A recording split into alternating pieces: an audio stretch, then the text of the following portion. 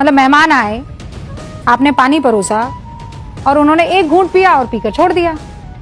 आपको पता है इससे कितने करोड़ लीटर पानी बर्बाद हो रहा है। আমাগো দেশের বর্তমান অবস্থা কিরকম সেই জিনিসটা জানার জন্য তোমার বেশি কিছু কষ্ট করা লাগবে না বাপ।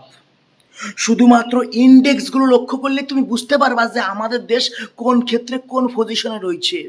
তারা শিক্ষিত মানুষজন তারা বুঝতে পারতেছে যে আমি কিসের কথা বলতেছি। ওয়ার্ল্ড আইস প্রত্যেক বছর প্রত্যেকটা ক্ষেত্রে একটা র্যাঙ্ক বের করে যে এই দেশটা এই ক্ষেত্রে এই র্যাঙ্কিংয়ে অবস্থান করছে, এই পজিশনে রয়েছে। পাকিস্তানের লোকজন খুশিতে আমাদের থেকেও বেশি, মানে তাদের মধ্যে খুশি আমাদের দেশের মানুষের থেকে বেশি, তারা আমাদের থেকে বেশি খুশি আছে। মাথা পিছু আয় বাপ, আমাদের দেশের সাধারণ মানুষের মাথা পিছু আয় বাংলাদেশের বাজানদের মাথা পিছু আয়ের থেকেও কম। মানে বুঝতে পারতেছো আমি কাদের সঙ্গে আমাদের দেশের তুলনা করতেছি? কিছু করার নাই, পজিশন এমন চলে এসেছে তাদের মতন দেশের সঙ্গে আমাদের দেশের তুলনা করতে হচ্ছে। পৃথিবীর যত দূষিত শহর আছে তাদের মধ্যে বেশিরভাগ দূষিত শহর হচ্ছে কি আমাদের দেশের মধ্যে অবস্থান করছে। আমাদের দেশের বেশিরভাগ শহরের যে মানে বায়ু দূষণ যে ব্যাপারটা থাকে, বুঝতে পারছো, সেইটা মোটামুটি ভরেই গেছে। মানুষজন ঠিকঠাক করে নিঃশ্বাস দিতে পারতেছে না, সরকার সেদিকে কোনো রকম চোখ দিচ্ছে না, তাদের কোনো চিন্তাই নাই।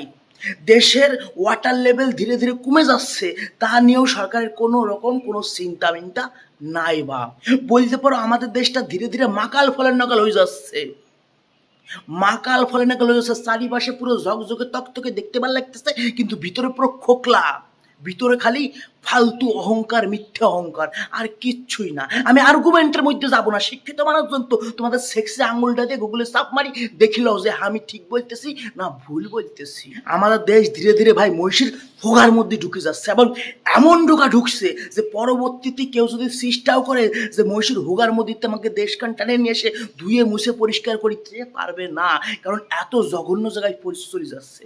প্রেস ফ্রিডম ইন্ডেক্সে আমাদের দেশ মোটামুটি বলতে পারো সেই শীর্ষে, মানে একটা জঘন্য, মানে লাস্টের দিকে। হাঙ্গারি ইন্ডেক্সে আমাদের দেশ খুব জঘন্য জায়গায় রয়েছে।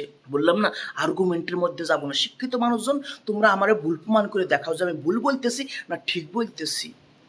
এইভাবে চলতে থাকলে আমাদের দেশ সত্যিকার একটা সময় না মোটামুটি জঘন্য থেকে জঘন্য পজিশনে চলে যাবে, এবং এর বিনাশ ঘটবেই। মানে আমাদের দেশের যে ঐতিহ্য ছিল তার বিনাশ পুরো ঘটবে, মানুষজন আমাদের দেশটা নিয়ে হাসাহাসি করবে, এবং যখন আমাদের দেশের অবস্থা এরকম পুরো নাজেহাল হয়ে যাবে তখন এই সব সুত মারানি যারা নিউজ চ্যানেলগুলো আছে, সাংবাদিকরা আছে, এদের নাম গোবর দিয়ে লেখা হবে ইতিহাসে, যে ভারতের বর্তমান এই দুর্দশার জন্য সর্বাধিক দায়ী যদি কেউ থেকে থাকে তাহলে এই যে ভারতের সাংবাদিকরা,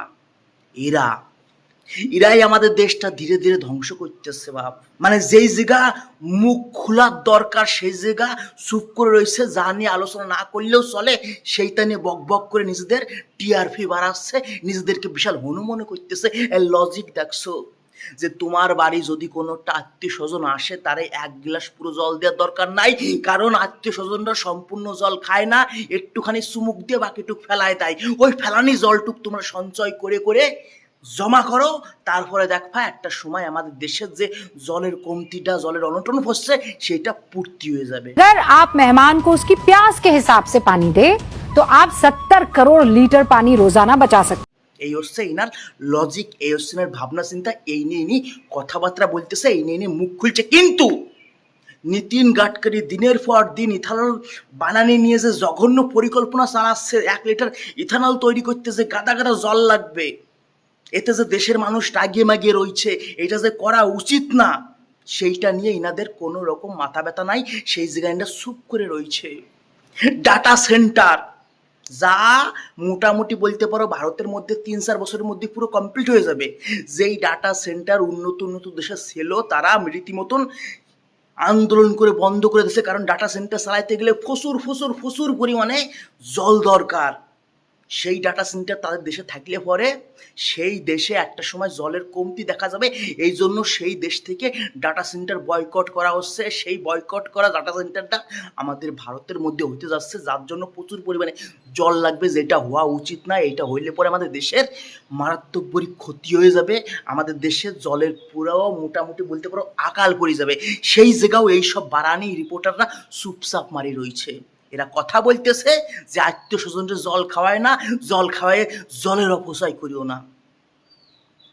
এই হাঙ্কির মাইয়েগুলো আমাদের দেশটাকে পুরো ধ্বংস করে দিচ্ছে বাপ। তারপরে থাকলেও তো ওই যে রাজা মন্ত্রী আমাদের দেশের, যাদের আন্তর্জাতিক কাজই হচ্ছে সাধারণ মানুষের হুগা মারা।